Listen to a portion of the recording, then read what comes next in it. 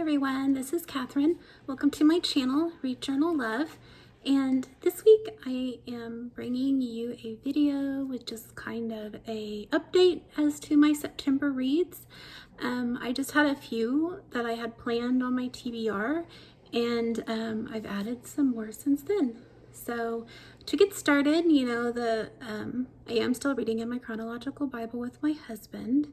And then I am still working on the devotional book called A Song and a Prayer by Loretta Lynn, and I'm really enjoying this. I am reading the little devotion and the scripture, and then going and looking for the song on YouTube, and because the lyrics are in here, and so then I listen to her sing them, and I'm enjoying that. And some of them were written like closer to the end of her life with another musician and named Kim McLean. And so they're not on YouTube, but most of it, a lot of them are her older songs. So anyways, I'm really enjoying A Song and a Prayer by Loretta Lynn. And then I read my apologetic book for the month, Misled by Alan Parr, and I'll put the video or a picture of it over here because I already donated it to my church. But it was very good. I gave it 5 stars. He talked about a lot of like big questions that are happening in our world and life today, and answered them, I thought, very faithfully to the Lord and His Word, and delivered it in an easy to understand way.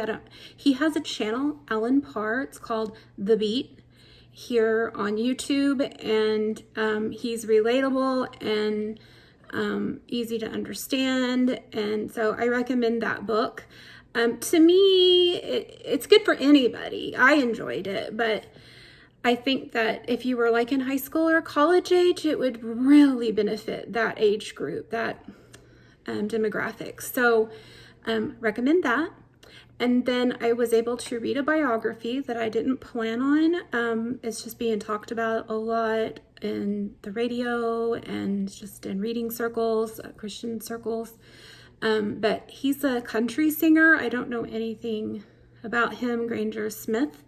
But he had an event in his life, and so he went through a lot of grief, a lot of loss in his life, had a major spiritual change, transformation in his life, and he talks about that. It was very good. It's called Like a River by Granger Smith, and I like how he used the title Like a River in the format of his chapters and the way he talked and stuff, so that was very good. And then, so I work at the church library on Sunday mornings, and there's this one book in the children's section that's so very popular. And I was like, I need to read that book. Everybody likes it, and so I need to check it out. So it's called The Dead Sea Squirrels. And so it's kind of a pun on the Dead Sea Scrolls, but it's about these squirrels, and it's written by one of the guys who created the VeggieTales. And so it's hilariously funny. I mean, so funny. I'm 48, and I thought it was very cute and just so funny. I was laughing as I read. So I can imagine that it's great for children. They're chapter books, but they're simple, and but they're fun. So I'm going to put the first one up here. It's called Squirreled Away, and that one, the main focus is about obedience.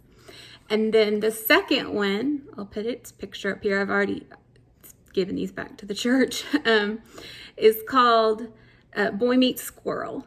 So the first one ended with a big cliffhanger, and then they seem to all end with a big cliffhanger. So I don't want to give anything away, so because it's so funny, but it's got these drawings that he did in there. So as you're reading, you see drawings, and I love those. I like his artwork, very cute. And then he does this thing with the pages. So like when the squirrels were in the cave, or when the boy was in the cave, like the pages were like gray, like dark gray, and the words were white or whatever. So it's like you felt like you were in the dark. I loved that. I thought that was so clever. So yeah, I'm really liking these books. And so the third one, I do have it. It's called Nutty Buddy Squirrels, and this is really cute. This one deals with I think it's procrastination and being lazy. So he wasn't doing his homework, but he wanted to play this new video game, and so it's got things in it where kids today are gonna like relate, right? Video games and not wanting to do your homework. I mean, that's pretty, all the time through all the years, generational. But anyways, I love these books. The squirrels are Merle and Pearl, and I just absolutely adore Pearl. Merle is hilarious. Merle is the one that he's like all adventure and then Pearl is the one that's kind of more responsibility, and I don't know, she's kind of the nerdy sweet one, and I like her. And then the fourth one's called Squirrel Napped. And so that's really fun. And then on the back, it'll say like what the theme is. So this one's honesty. And, I think it's best to start on the first one, but if you don't, they give you like a little, here's what happened in the previous ones. And then, okay, since they're the Dead Sea Squirrels, they have these memories of back, being around the Dead Sea in the times of like, biblical times. And so they'll have like this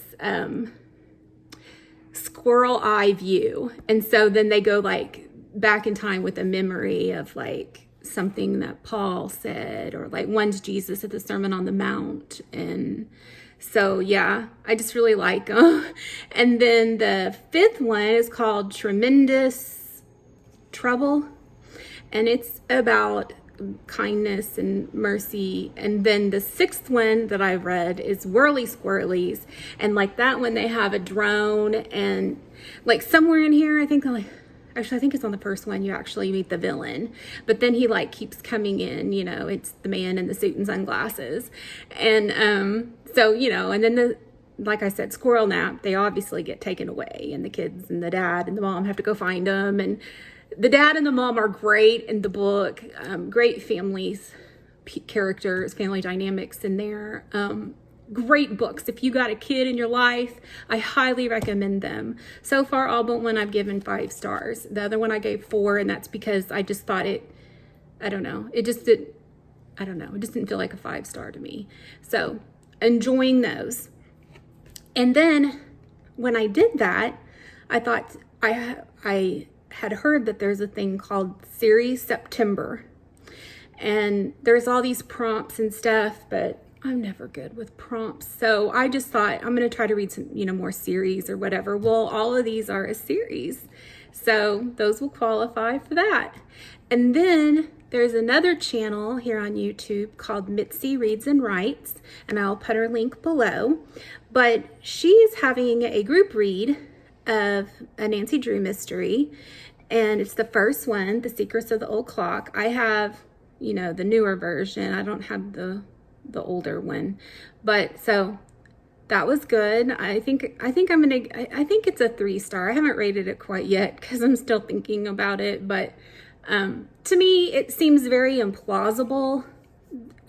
Nancy does, and her dad, and it's kind of the same feelings I had about the first book. Like, really? I don't know. So, I don't know. Lots of cozy mysteries these days, I suppose you can say, really? But that one to me just, I don't know. At 18, I don't know. Maybe that says something about me. So then I'm also working on my Mysteries of Martha Vineyard's book series from Guideposts. I am on number 14, and this is Seascape in Shadows, which Sounds really good. I really enjoy these books. I mean, not all of them are 5-star reads, you know, but they're just cozy mysteries. And I like the setting of Martha's Vineyard. I like that the people are more around my age in the book. I just like that it's a community and that the people, you know, are like, you're always around the same people. You know, new people will come in, but then, you know, they bring people in from the old books. And so I really enjoy this series, Mysteries of Martha's Vineyard. It's from Guidepost. They have a whole bunch of these little series, but this is the one that I really was drawn to. Actually, that's really what kind of got me into the cozy mysteries. This is kind of a new thing for me, but I'm really enjoying them. And then lastly, for my series, September Reads, is I read Every Dog Has His Day, and I'll put the picture up here, by Janice Thompson. Now this is one I haven't ever heard of before, but it's called some kind of dog mystery, and it's, you know, faith oriented, so I liked that. And I decided I wanted to read this one because it's got football in it, and perfect time to be reading it right now.